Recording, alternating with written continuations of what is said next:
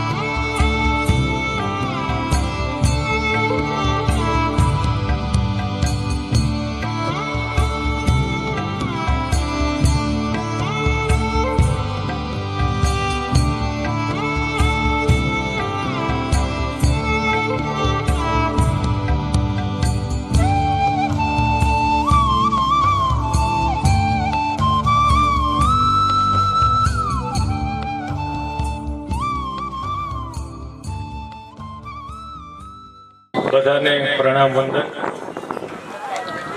શિવપુરાણ જ્ઞાન યજ્ઞમાં આત્રે પોથીને નમસ્કાર કરી અને આપણા વક્તા શ્રી નિકુલ ભારતી બાપુને હું વંદન કરું છું. ચીખિયાળી ગામમાં કથા છે અને વક્તા પણ આપણા ગામના છે. આથી રૂડું બીજું શું હોય. તેમજ અત્રે ઉપસ્થિત ચીખિયાળી ગામના મારા બધા વડીલ માતાઓ, બધા વડીલો ગુરુજનો, આપ સૌના પ્રેરણા થકી જ અમારી યાત્રા શક્ય બની હોય છે. અને આ ગામની આજે જે બે શબ્દ મારે કહેવા છે એ લાગણીથી એટલું જ કહેવું છે કે ખૂબ સારું ગામ છે. અને અત્યારે જે ગામનો માહોલ છે, એક આનંદ ઉત્સવ અહીંયા જે પ્રગટ થયો છે, આ માત્ર ઈશ્વરની પ્રેરણા હોય તો જ શક્ય બને, નહીં તો શક્ય ન બને. જેને પણ આ વિચાર આવ્યો છે એને હું ખૂબ ખૂબ અભિનંદન આપું છું. ગામની અંદર જ્યારે કોઈ વિષય કે કોઈ પ્રસ્તાવ પહેલી વાર રજૂ કરવામાં આવે ને, એટલે જે રજૂ કરનાર હોય ને એને ગાંડા કહે. શરૂઆત એના હાસ્યપાત્રથી થાય, પછી બીજો તબક્કો આવે એનો વિરોધ થાય, અને ત્રીજા તબક્કાની અંદર એનું સ્વીકાર્ય થાય. એટલે આ જેમનો વિચાર આવ્યો છે એમને ઈશ્વરીય પ્રેરણા છે. ત્યારે જ આપણે આટલું સરસ આયોજન કરી ચૂક્યા છીએ અને જે બધા આનંદ લઈએ છીએ એ આનંદ જોઈ અને મને પોતાની જાતને હું કમનસીબ માનું છું. કેમ કે આખા સપ્તાહમાં મને માત્ર આજનો દિવસ મળ્યો છે, એક જ દિવસ મળ્યો છે હું અહીંયા ઉપસ્થિત રહી શકું છું. બીજું, ગામ જે છે એ આપણું મૂળ છે, એ આપણી જન્મભૂમિ છે.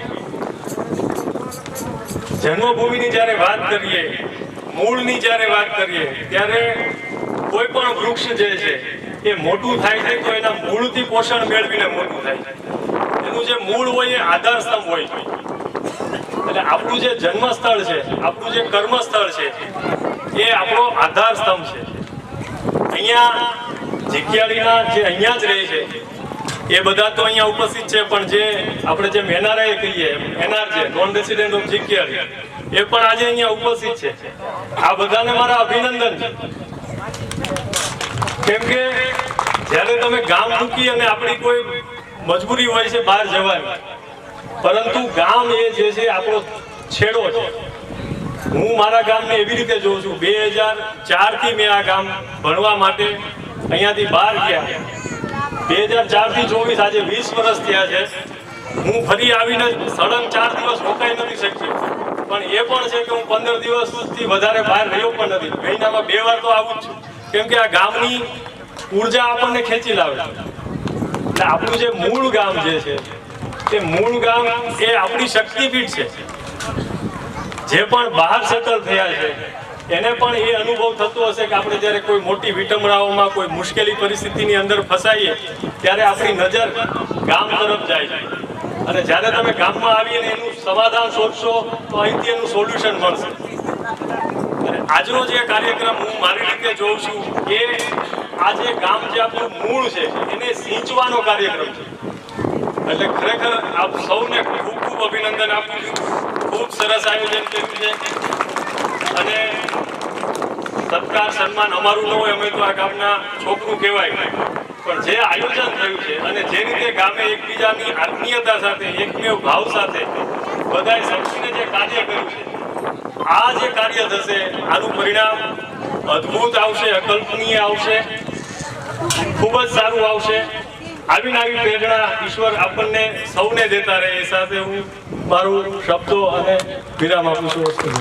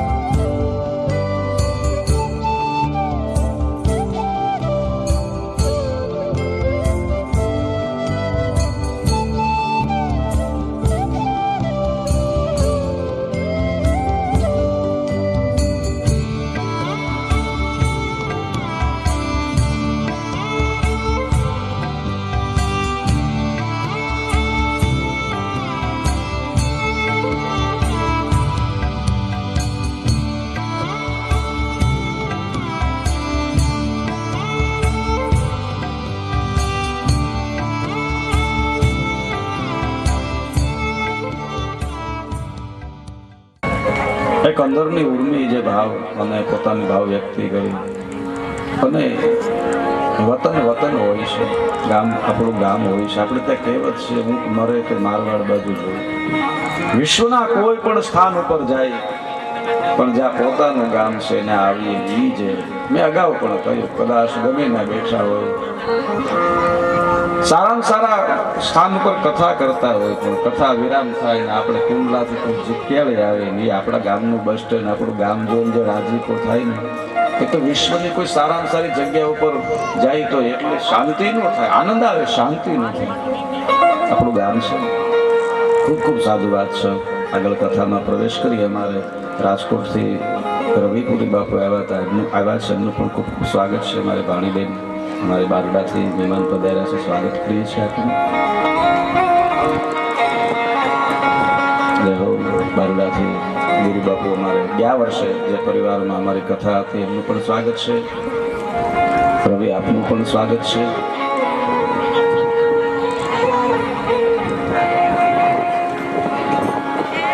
ભોળાને ભાવથી ભજે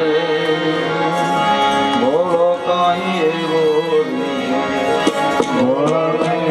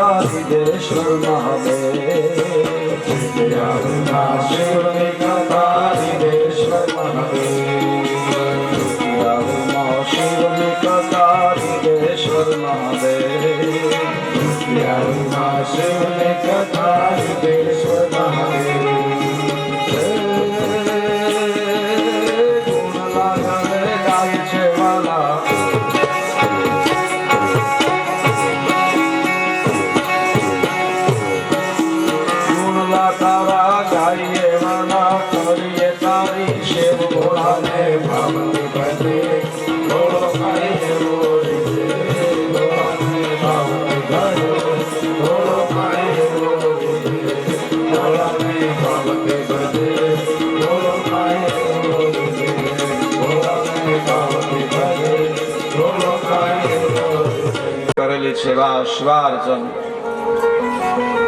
એ માણસને કંઈક ને કંઈક આપે છે, પણ મારા મહાદેવની ભક્તિ તો એવું આપે, ભોળાને ભાવથી ભજે ભોળો કંઈક એવો રીજે, એવી સજાવટ આપી દે. જગતને એને યાદ કરવા પડે ને કરવા પડે. દાખલા તરીકે રામચરિત માનસ છે તો રાવણ જે છે એમાં દૈત્ય છે, અસુર છે, પણ ભગવાન શિવનો ભક્ત છે. રામચરિત માનસનો આરંભ કરો એટલે રાવણની યાદી થાય ને થાય. શા માટે? ભોળાને ભાવથી ભજે ભોળો કાંઈ એવો રીજે. મહાદેવ એવું આપે, જગતને યાદ કરવું પડે અને કરવું પડે. શિવ નામનો મહિમા છે. ભાવથી ભજે એવો સજે, એવી સજાવટ આપે કે બીજું જીવન કદાચ ગમે એમ હોય પણ એનો યશ તો રહે રહે ને રહે ને યાદી તો રહે. કાંઈક એવું આપે મહાદેવ.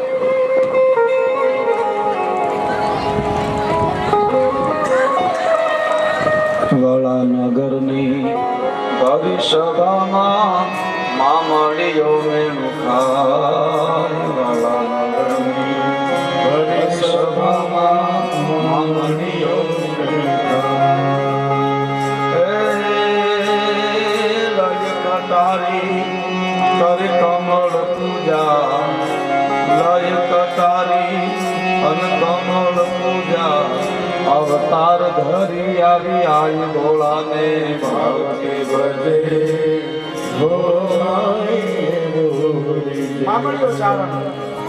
અને જ્યારે એને મેણું લાગે મહાદેવની ભક્તિ વિજય અપાવે, મહાદેવની ભક્તિ યશ અપાવે. જ્યાં અશક્ય તમને લાગે ને ત્યાં ભગવાન શિવનું શરણ સ્વીકારી લો એટલે અશક્ય શક્ય બની જાય. જ્યાં અસંભવ હોય ત્યાં મહાદેવ ભગવાન શંભુની તમે ભક્તિ કરો, એનું શરણ સ્વીકારી લો, અસંભવ જ્યાં સંભવ બની જાય. વડાનગર વલભીપુર અને મામડિયા ચારણને રાજા સાથે મિત્રતા.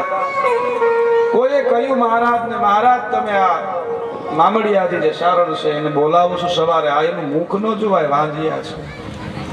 બીજે દિવસે મહારાજે આદર ઓછો આપ્યો. બરી સભામાં મેણું માર્યું કે આપ મને સવારમાં મારી સાથે કસુંબો પીવા ન આવો. આડો હાડ લાગી ગઈ. હાડ ઈ નહોતી લાગી કે ભાઈ મને રાજસભામાં જવા નહીં મળે, મારી મિત્રતા તૂટી ગઈ. વાંજિયા મેળું લાગ્યું હતું. અને એક વસ્તુ યાદ રાખજો, જીવનમાં મોટામાં મોટું ભજન છે કોઈની એબ ઢાંકવી. તમે ગુણ ગાઈ શકો ભગવાનના એટલી જ ફરજમાં આવે કે બીજાની એબને ઢાંકી દેવી. કોઈની તમારી પાસે કઈ વાત આવે, ક્ષતિ આવે, એને તમે દબાવી દો ને, બહુ મોટું પુણ્ય છે. ફેલાવો એમાં પાપ છે. કોઈની વાત અહીંથી અહીં કરો ને પાપ છે. ઘણા એમાં દ્રષ્ટાંત છે, વધારે ના આપો, પણ નિંદા કરવી, બીજાને ચાડી કરવી એ મહાપાપ છે. આપણે તે એક દ્રષ્ટાંત છે. એક કોઈ મહાત્મા, એક કોઈ માણસે ભોજનની તૈયારી કરી અને સાધુ બ્રાહ્મણોને જમાડવા માટે એને ભોજન બનાવ્યું. કાંઈ એને પ્રસંગ ન થયો. સાધુ બ્રાહ્મણો નીકળ્યા એટલે કીધું બાપજી જમવા પધારો. સંતો જમવા પધાર્યા, બ્રાહ્મણો જમવા પધાર્યા. કુદરતને કરવી એની રસોઈમાં કઈ ઢાંકણું ખુલ્લું રહી ગયેલું. આકાશમાંથી ચમડી નીકળી, એના મુખમાં સર્પ હતો.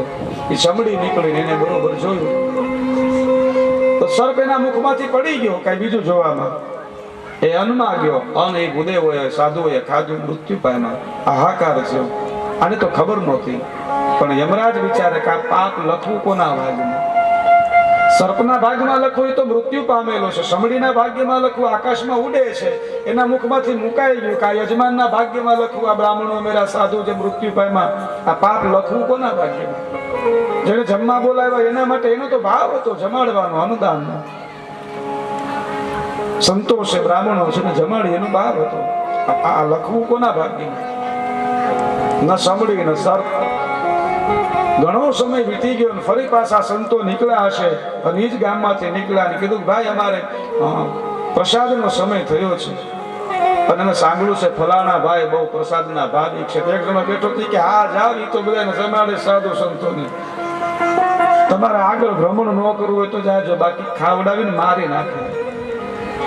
યમરાજે કીધું કે આ પાપ ઓલાના એના ખાતામાં લખી નાખે. આ એના ખાતામાં જશે. બેઠા બેઠા જાણે સાડી કરીને, નહીતર ક્યાં સમળે ક્યાં જુદું, એટલે નિંદા ટીકા. પણ બહુ મોટું ભજન છે કોઈની વાતને ઢાંકી દેવી. બહુ મોટું ભજન છે કોઈની દુખતી નસ ન દબાવી. કોઈને દુઃખ લાગે નહીં ને એવું ન બોલીએ, દુઃખ લાગે એવું ન બોલીએ. કોઈની ઉણપ આપને ખબર હોય ને એની ઉણપ ન દર્શાવવા દઈએ. ઘણાને ટેવ હોય મહર બોલે કોઈ વસ્તુની. તમે યાદ રાખજો, તમે બે ઢોલ મારશો ને કોઈને, એનો ઘા ઘડીકમાં એને શાંત થઈ જશે, પણ મહરનો ઘા ન કરો. હૈયે લાગે એવું ન બોલવું. ક્યારે હૈયામાં લાગી જાય બહુ દુઃખ લાગે. દુઃખ લાગે એવું ન બોલવું. દબો મારી લઈએ.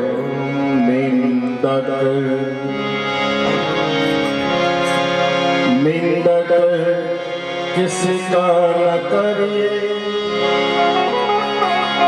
लाख पाप का भार।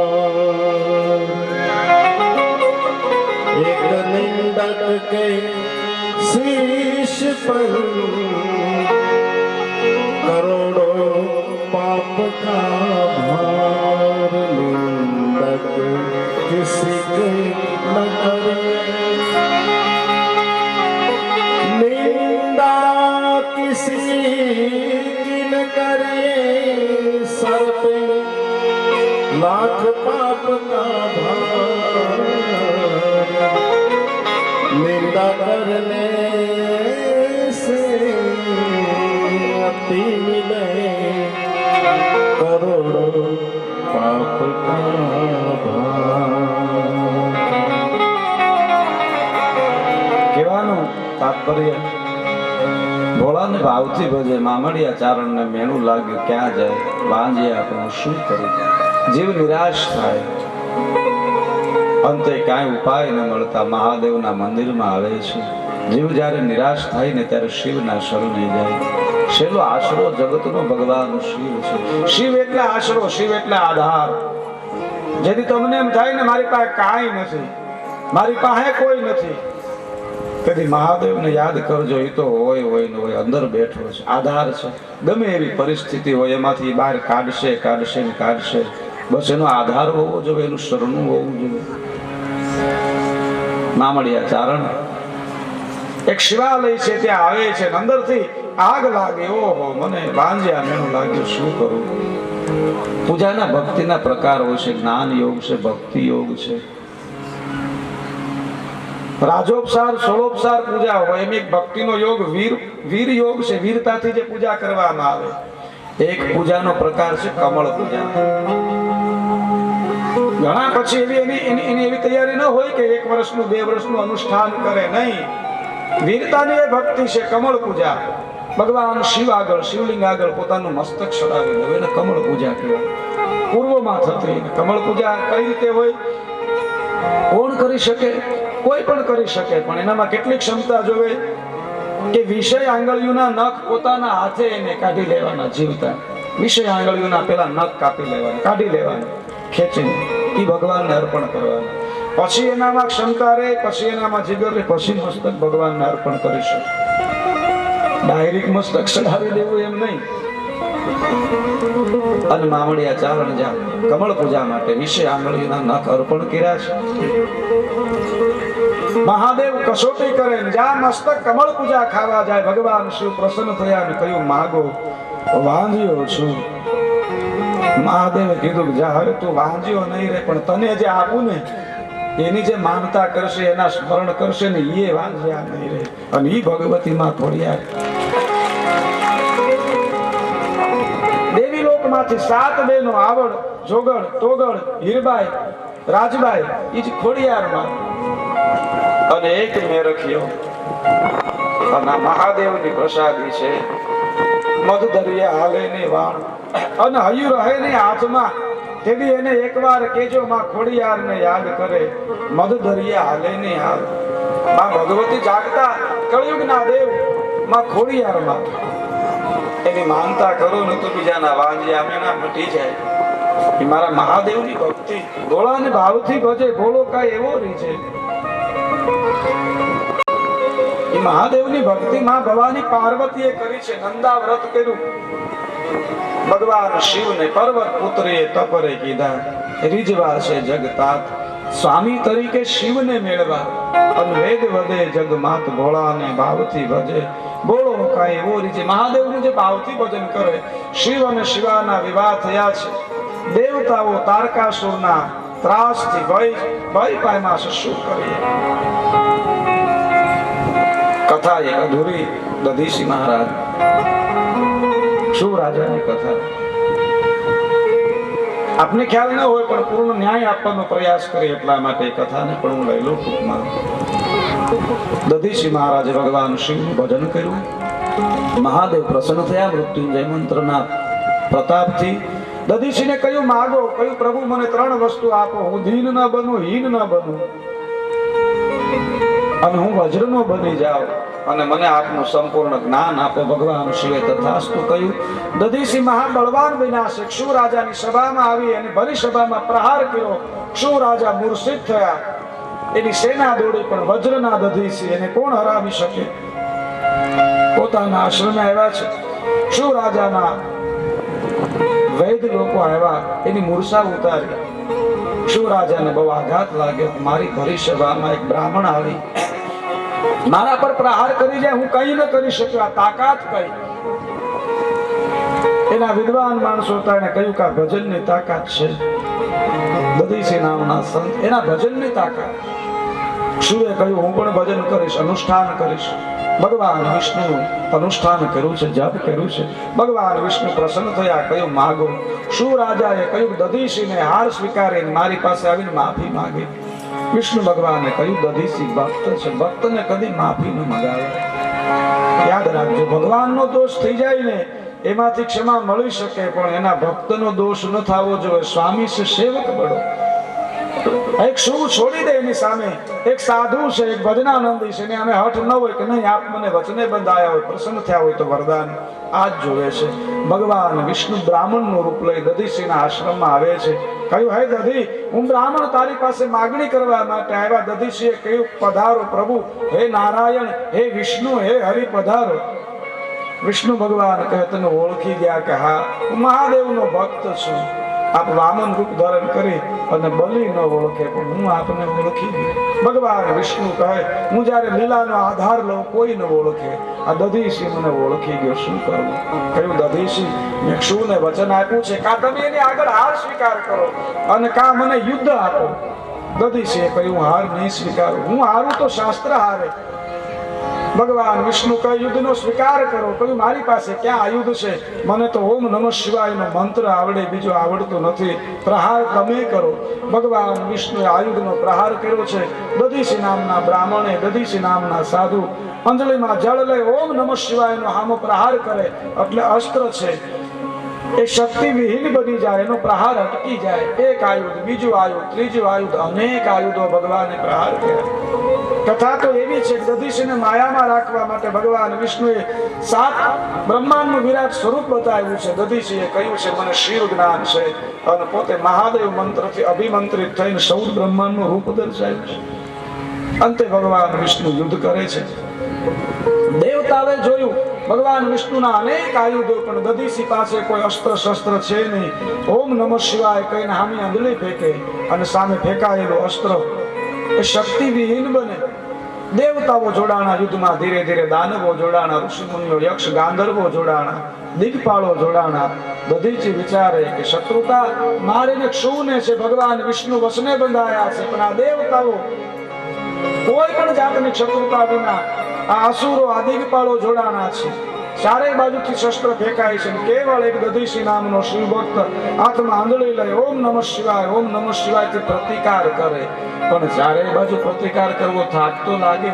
અંતે થાક્યા છે અને દધીસીનું આ યુદ્ધ જોઈ દેવતાઓ સાથેનું આ ભયંકર યુદ્ધ જોયું. ભગવાન વિષ્ણુએ શુંને કહ્યું જોઈ લે શું આ ભક્ત છે ને હરાવવો અશક્ય છે. દધીસી થાક્યા છે અને થાકમાં એને શ્રાપ આપ્યો છે આપ બધા એકત્ર થઈ મારી સાથે લડો છો.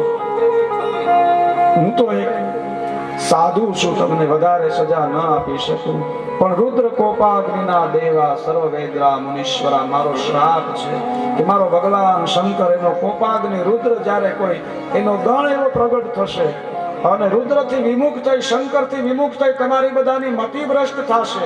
તમે ભૂલી જાશો મહાદેવ કોણ છે, શિવ કોણ છે, એનો અનાદર કરશો અને કોઈ એવા સ્થાન ઉપર જાશો ત્યારે મારા શંકર એના અંશરૂપી ગણથી તમને બધાને બાળીને ભસ્મ કરશે.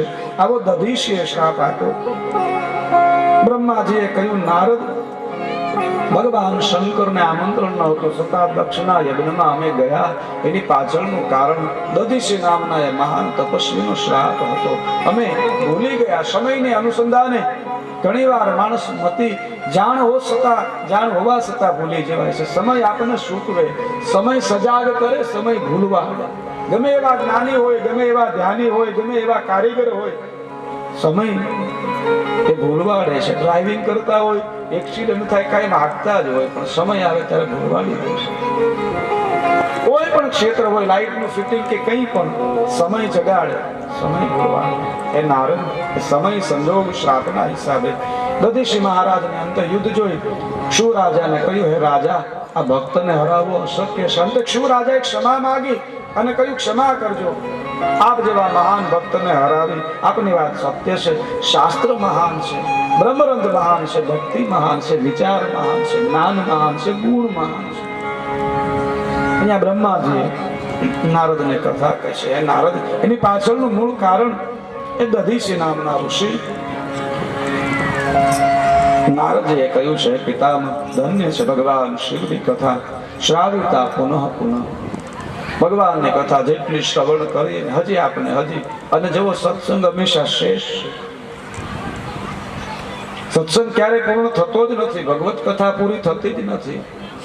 એની કથા અનંત છે. આ તો આપણે ગાય યુગોથી ગવાય છે, હજી ગાઈ છે, અને આવનારા સમયમાં પણ ગવાશે. અહીંયા નારદજી બ્રહ્માજીને પ્રશ્ન કરે છે, પિતાને આપે દિવ્ય કથા કે ભગવાન શિવ અને માતા પાર્વતીના વિવાહ થયા. એ કૈલાશ પર ગયા દેવતાઓ, ત્યાર પછીની આપ મને કથા કહો. અને બ્રહ્માજી કહે છે, નારદ, ભગવાન શિવ અને શિવા કૈલાસની અંદર જેમનું નિવાસ સ્થાન છે, 3 રાત્રિ કહી છે, જ્ઞાન રાત્રિ, ધ્યાન રાત્રિ, તંત્ર મંત્ર ને જ્ઞાન, આ 3 રાત્રિ છે. કાન ઉપર ત્રાણ કરવામાં આવે ને તંત્ર કહેવાય, શરીર ઉપર ત્રાણ કરવામાં આવે એ વિદ્યાને તંત્ર વિદ્યા કહેવાય. ઘણી વાર આપણે કાઠિયાવાડી ભાષામાં, લૌકિક ભાષામાં એ શબ્દનો એવો અર્થ કરી નાખીએ, એનો મૂળ ભાવાર્થ બહુ શુદ્ધ હોય, પણ આપણો બોલવાનો લહકો એવો. તંત્ર એટલે કોઈ ખરાબ વસ્તુ નહીં. તન ઉપર ત્રાણ કરવામાં આવે, શરીર ઉપર. તમે કોઈ એવું અનુષ્ઠાન કરો કે ભાઈ હું આવી રીતે અનુષ્ઠાન કરીશ, એક પગે ઊભો રહીશ. આ ઉનાળાની અંદર પંચાગ્નિ તપ આવે, ચારેય બાજુ અગ્નિ તપાવવામાં આવે, વચ્ચે અનુષ્ઠાન કરીને તડકામાં બેહવાનું, શિયાળામાં ઠંડીમાં બેસવાનું. મિત્તલબેન પંકજભાઈ નસીબ ASI સારોલી પોલીસ સ્ટેશન 501 રૂપિયા ભેટ આપે છે વક્તાને. પુત્રવધુ આપણા ગામનું ગૌરવ. ISI છે, એકવાર જોરદાર તાળીઓથી વધાવો નસીબ પરિવાર. મિત્તલબેન પંકજભાઈ, ખૂબ ખૂબ ગૌરવની વાત છે.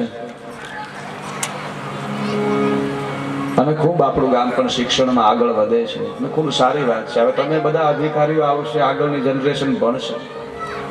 અમે ભણતા ને ત્યારે બોલા સુરત થી બધા આવતા ને હિન મારી એટલે પછી એમાં જોડાઈ ગયા. પણ હવે શિક્ષણનું ક્ષેત્ર સારું છે.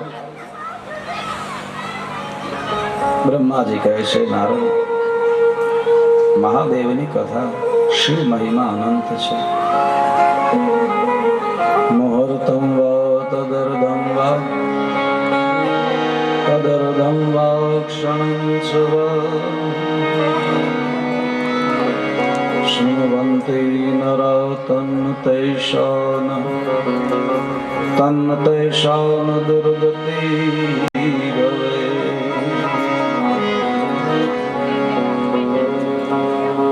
મુહૂર્તમ વા તદર્ધમ વા ક્ષણં ચ વા. એ ભગવાનની કથા 24,000 જેમાં શ્લોક છે, 7 સંહિતાઓ છે. 24,000 શ્લોક નહીં, પણ સંપૂર્ણ 7 સંહિતા નહીં, 9 દિવસ નહીં, 7 દિવસ નહીં, પણ આધી ઘડી આધી મેં પુનઃ આદ. મુહૂર્તમ વા તદર્ધમ વા ક્ષણં ચ વા. એની એક ક્ષણ, એકાદો શ્લોક જીવના કાને પડી જાય ને, એ જીવની કદી દુર્ગતિ નથી થતી. શિવ મહાપુરાણ પવિત્ર ગ્રંથ છે, પાવન કરનાર આ કથા છે. 3 કાળમાં કલ્યાણ કરનારી કથા છે. જીવની માયાનો નાશ કરે છે, એના મોહનો નાશ કરે છે. મોહનો નાશ થાય તે મોક્ષ. ભગવાન શિવે અગાઉ પણ કહ્યું છે. આપણે શબ્દ બ્રહ્મ સ્વરૂપની કથાનું વર્ણન કર્યું ત્યારે પંચ માથા કયા, મસ્તક બતાવ્યા છે. વ્યાસ ભગવાન સ્તુતિ કરતા કહે છે, પંચાનનમ પ્રબલ પંચ વિનોદ શીલમ. એ નારદ, ભગવાન શિવ પંચાનન છે, એના 5 મુખ છે, 5 કાર્ય છે. સૃષ્ટિ, સ્થિતિ, લય, તિરોભાવ અને અનુગ્રહ. સૃષ્ટિ કેતા સર્જન બ્રહ્મા રૂપે કરે છે, સ્થિતિ કેતા પાલન એ વિષ્ણુ રૂપે કરે છે, લય કેતા સહાર એ કાલાગ્નિ રુદ્ર રૂપે કરે છે, અને ચોથું કાર્ય છે તિરોભાવ. ભગવાન શિવે શબ્દ બ્રહ્મ સ્વરૂપે બ્રહ્મા અને વિષ્ણુને કહ્યું, આ 3 કાર્ય મેં સોંપેલા છે. ચોથું કાર્ય છે તિરોભાવનું, એ મારું મહેશ્વર એ સ્વરૂપ કરે છે. પાંચમું છે અનુગ્રહ ઇતિ મોક્ષ. એ દેવતાઓ એ પાંચમું કાર્ય મેં મારી પાસે રાખ્યું છે. હું મોક્ષનો દાતા છું. મહાદેવ મોક્ષના દાતા છે, જીવને મોક્ષ આપે છે. અને એટલા માટે કયું મુહૂર્તમ વા તદર્દમ વા. અને એ શિવ જ્ઞાન એ કથા એને કદાચ થોડી ઘણી સંભળાઈ જાય ને તો જીવની દુર્ગતિ થતી અટકી જાય. એ દેવાદિદેવ મહાદેવ ભગવાન શિવ એમની કથા નારદજીને બ્રહ્માજી કહે. એ નારદ દેવાદિદેવ મહાદેવ ભગવાન શિવ. આપણે એમ થાય ભગવાને સૃષ્ટિ કેમ બનાવી? વ્યાસ ભગવાને લખ્યું વિનોદશીલમ. આપણે એક મકાન બનાવ્યું તો થાકી જાય. ઘણી વાર આપણે ભગવાનને બહુ સામાન્ય માની. આપણે નાની નાની બાબતોમાં કામ ન થાય ને એટલે આપણે ઠપકો દેવા મળી આદિ, પણ એ એવડા નથી. આપણે એક મકાન બનાવી કેવડા થાકી જાય. મકાન બની જાય પછી જે બારી રહી ગઈ હોય એ રહી જાય, પડદા રહી ગયા તો પછી 2 વર્ષ વહી ગયા એટલે અમે થાકી જાય. એને આખું બ્રહ્માંડ બનાવ્યું, બોલો એમાં કેવડો પુરુષાર્થ થયો હશે? તો વિચાર કરો, કલ્પના કરો આખી રચના. વ્યાસજીએ લખ્યું બિલકુલ નહીં. વિનોદશીલમ સંભાવયે મનસી શંકર મહાત્મદેવ. આખા બ્રહ્માંડને બનાવ્યું, હસતા હસતા ક્ષણમાં બનાવ્યું છે. હવે એમાં જેને પુરુષાર્થ નથી થયો, એને મારા તમારા દુઃખો ભાંગવામાં કશો પુરુષાર્થ ન થાય. એ તો ભુવન ભય ભંગ વેશ નહીં. પોકાર કરી જો આવી જાય, પોકાર કરો ભય ભાંગી જાય.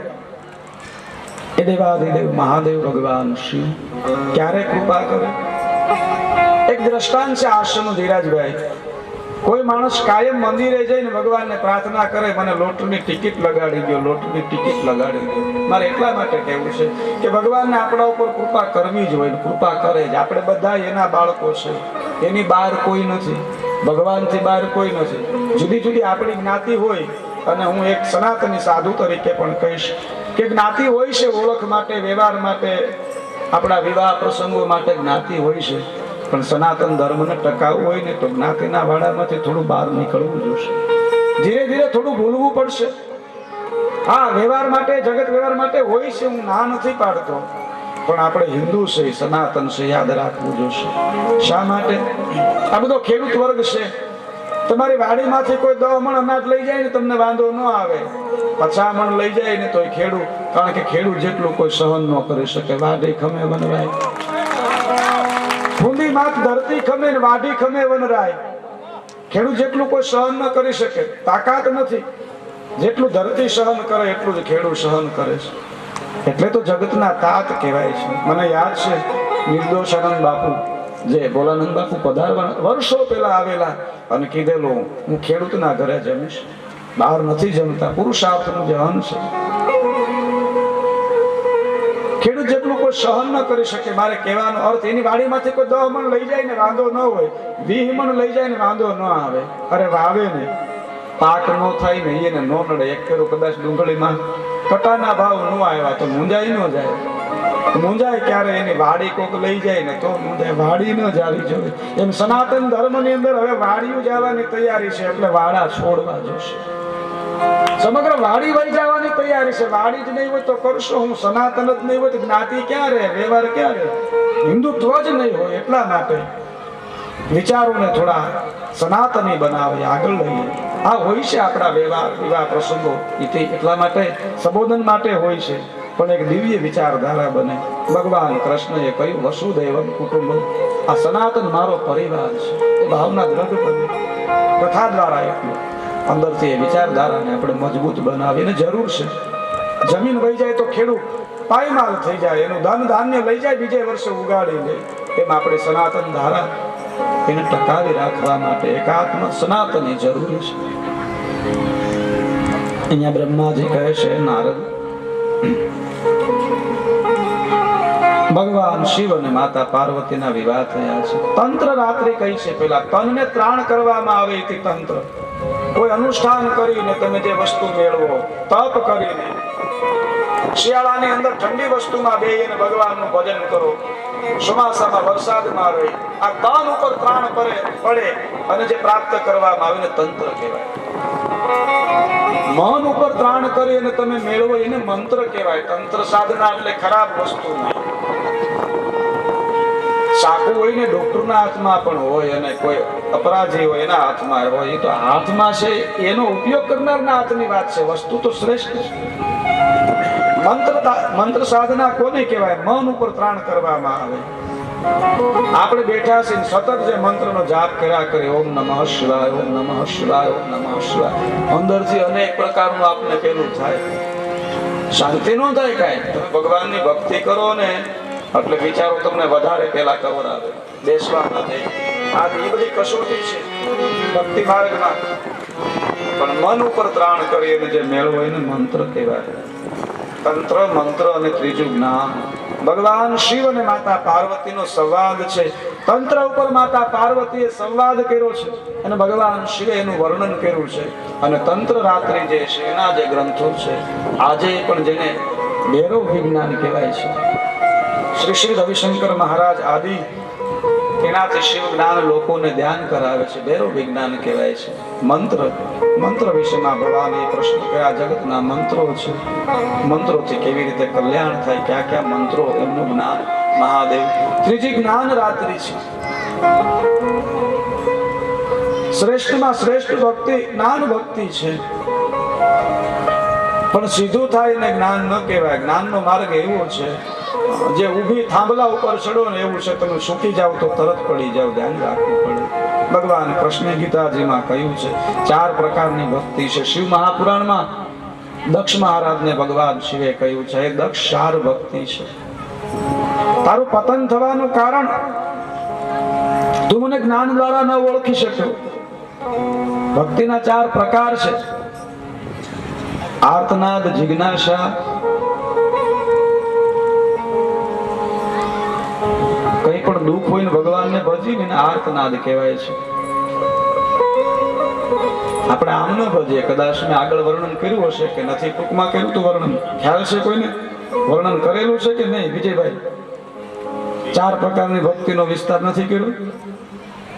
ટૂંકમાં કહ્યું છે 4 પ્રકારની ભક્તિ છે.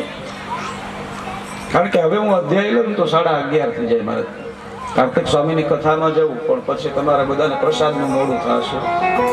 પછી ભોજનનો સમય થાય, પછી ભજનનું મહત્વ થોડું ઘટે. ત્યાં સુધી બરાબર છે, પણ ભોજન ટાણું થાય પછી ભજનમાં એટલે સ્વાભાવિક છે. જો શરીરના 3 અને એમાં દોષ ન હોય. ઘણા એમ કે કથામાં બેઠા હતા અને જેવી થાળી તૈયાર થઈ ગયા ત્યાંથી કહેવામાં આવે ત્યારે જવું. ઘણી વાર એવું થાય કે થોડીક વાર હોય અને અહીંયાથી પુરુષ વર્ગને જતા રહે, પછી એમને બહુ દ્વિધા થાય. તાત્કાલિક બધું ભેળું કરવું.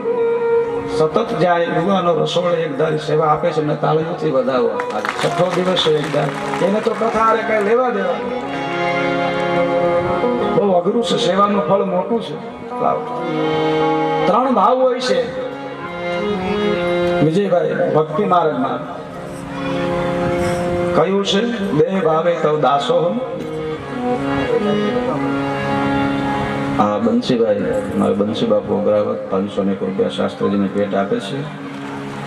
251 રૂપિયા ભોળાભાઈ ગોકળભાઈ ગામ પિયાવા ભરવાડ આપે છે. જય હો, ખૂબ ખૂબ સાધુવાદ. સંધુભાઈ સોની તરફથી બાપુને ભેટ. વાહ, ગુપ્ત દાન છે. ખૂબ ખૂબ સાધુવાદ. દેહ ભાવે તવ દાસો. દેહ ભાવે આપણે ભગવાનના દાસ થઈ. જીવ ભાવે તવાશકમ.